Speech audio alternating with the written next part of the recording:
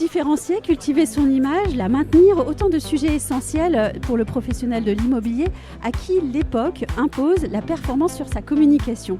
J'ai le plaisir de recevoir Nathalie Garde, enseignante-chercheur, membre du think tank immobilier de l'Institut Sapiens, membre du comité éditorial du salon Rent et auteur. Bonjour Nathalie Garde. Bonjour. Honneur à l'édition tout d'abord, car vient tout juste de sortir l'ouvrage suivant, Numérique et parcours client dans l'immobilier. C'est un ouvrage collectif et donc tout d'abord bravo à tous les auteurs. Vous avez participé à cet ouvrage, je crois. Oui, j'ai participé. Donc j'ai travaillé moi sur la gestion des avis négatifs dans le secteur immobilier. Donc j'ai travaillé à la fois sur des données de terrain, c'est-à-dire Jean-David Depineux d'Opinion System a gentiment partagé ces données, donc j'ai pu faire des analyses vraiment concrètes et donc j'ai mis vraiment en évidence, alors évidemment il faut gérer ses avis, les avis positifs, c'est bien d'y répondre, mais essentiellement les avis négatifs, parce qu'ils sont le reflet d'un échec de service en général, d'une mauvaise expérience client et qui va impacter donc sur l'image et la réputation du professionnel. Oui, alors ça c'était ma dernière question, mais c'est pas grave. Qu'est-ce qu'on met en place justement quand on a eu, comme vous le dites, un échec de service? Parce que, rappelons-le aussi, l'erreur est humaine. Oui, une agence peut faillir un jour sur tel ou tel dossier. Tout à fait. Alors, le client en général est très tolérant à l'échec, il comprend. Donc, et d'ailleurs, quand il exprime donc, son avis négatif, déjà, il est engagé émotionnellement et il veut être entendu et il laisse une seconde chance en fait à l'agence. Donc oui, on comprend que l'erreur est humaine. Après, il va falloir réparer. Donc, ça commence déjà par répondre et répondre publiquement, puisque l'avis étant public, c'est bien d'y répondre publiquement. Ça témoigne d'une attention portée au client, donc d'une écoute. Donc ça, c'est la première chose. Alors souvent, on est un petit peu énervé, parce que les avis négatifs sont toujours pris sur l'émotion. Les gens ne sont pas contents, donc ils sont peut-être agressifs. Et là, le professionnalisme sera de dire, bon, ok, on prend de la distance, il ne faut pas le prendre pour soi. Pourtant, parfois, le professionnel a fait une erreur ou en tout cas a été défaillant, mais il a fait de son mieux. Donc voilà, donc il se sent agressé. C'est là qu'il faut prendre de la distance affective pour pouvoir répondre de façon la plus professionnelle, en régulant ses émotions et en régulant aussi les émotions du client pour le faire atterrir. Voilà. Et après, évidemment, il peut y avoir un coup de téléphone, bien sûr, pour s'expliquer et gérer tout ça. Mais qu'est-ce qu'on fait alors avec les gens un peu excessifs? Parce que bon, il y a erreur et erreur en fait. Il y a aussi des gens qui en rajoutent. Oui, alors tout à fait. Donc de toute façon, même si c'est faux, en fait, il faut endosser ses responsabilités. C'est-à-dire, vous avez raison, pour le faire vraiment redescendre. Et effectivement, à partir de là, bon, alors après, d'accord, il y a des clients toxiques, alors cela, voilà. Mais à un moment donné, c'est dire, ok, quoi qu'il arrive, on prend sur soi et puis on essaye de voir comment on va pouvoir réparer donc ce service défaillant. Tiens, mais moi, je me dirais... moi, mon métier, c'est de donner un logement aux gens en le louant, en le vendant. La communication, j'aime pas trop ça. Alors les avis, encore moins.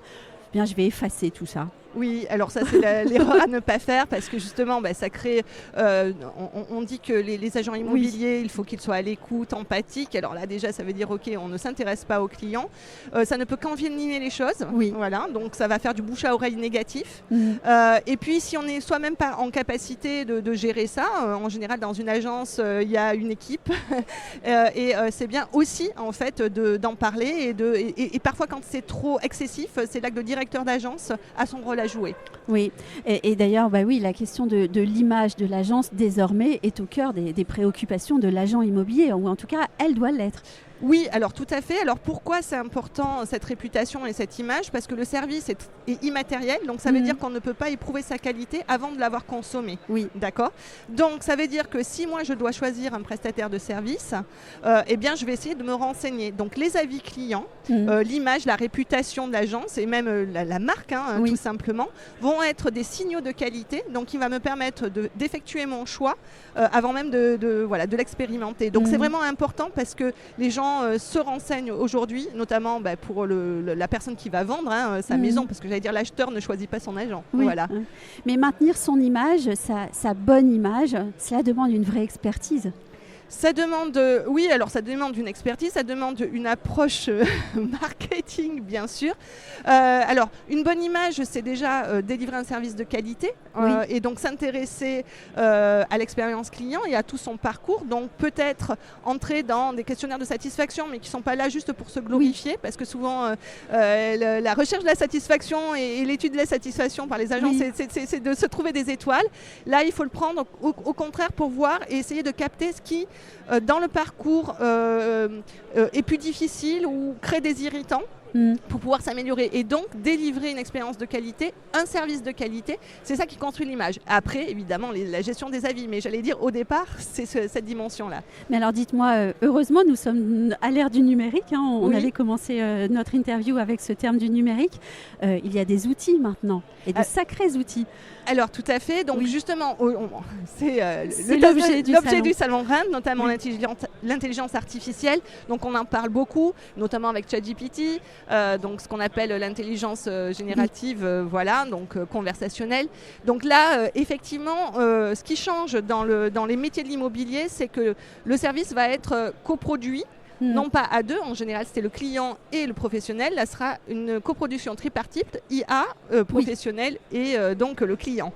Parce que évidemment le client participe à cette coproduction. Alors à la fois on va pouvoir standardiser le service, c'est-à-dire que l'IA va pouvoir répondre automatiquement aux clients, ce qui permettre d'avoir plus de réactivité, d'accord, parce que toutes les sélections de dossiers, enfin tout un tas de tâches qui va pouvoir être prises en charge par cette IA, des recommandations qui vont être plus personnalisées. Donc tout ça, ça permet d'améliorer. La question, c'est de savoir comment on va déléguer des tâches à l'IA. Quelles tâches vont être conservées par l'humain pour conserver une expérience qui reste à la fois humaine, mais aussi authentique, tout à fait. Donc là, ça change totalement les process et il va falloir former les agents pour que, en fait, ce qu'on appelle des fusion skills, c'est-à-dire travailler intelligemment avec l'IA. Donc apprendre de l'IA, mais qu'elle apprenne aussi donc de nous, avoir un esprit critique et toujours avoir la main là-dessus, parce que la créativité, quand même, elle reste humaine. Voilà. Et la relation aussi, bien sûr. Mais oui, quand je vous entends, en fait, il y a un mot, c'est celui de sincérité. Oui, c'est tout à fait de sincérité, d'authenticité. Et j'allais dire, le rôle de l'agent immobilier demain, c'est vraiment celui qui va accompagner émotionnellement son client dans sa relation. Voilà. Eh bien, merci Nathalie Gare d'être passée sur les ondes de l'IMO et puis bonne chance à l'ouvrage. Merci beaucoup. Au revoir.